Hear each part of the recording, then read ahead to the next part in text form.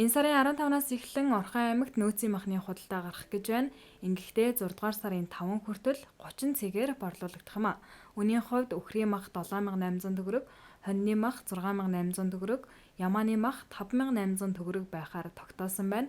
Харин нөөцийн хувьд үхрийн мах 45 тонн, хоньны мах 90 тонн, ямааны мах 15 тонны хэмжээтэй байна. За хүнсний салбарт Монгол Улсын засгийн газрын 221-р тогтоол за мөн аймгийн засаг даргын 2020-оос 2024 онд хэрэгжүүлэх үйл ажиллагааны хөтөлбөрийн хүрээнд бол бид махны нөөц, улирлын нөөц бүрдүүлэх үүрэгтэй. За энэ хүрээндээ бол аймгийн засаг даргын захирамжаар аймгийн засаг даргын орлогч төмөн жаргалдаагаар ахлуулсан ажлын хэсэг дараах ажлыг хийж гүйцэтгэлээ.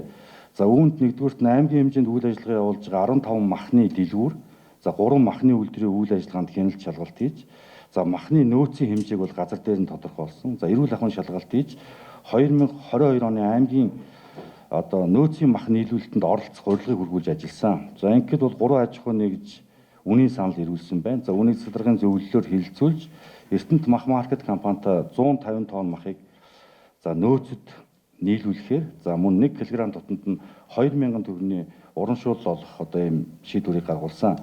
За нөөцийн мах 2022 оны 3 дугаар сарын 15-наас эхлэн аймгийн хэмжээнд 30 цэгээр 6 дугаар сарын 5-ны хүртэл нэг савлгаанд 2-оос 3 кг-аар савлгаатайгаар худалдаанд гарна. За нөөцийн махны үнийн хувьд энэ жил 1 кг үхрийн мах 7800 төгрөгөөр, хоньны мах 6800 төгрөгөөр, ямааны мах 5800 төгрөгөөр борлуулагдана.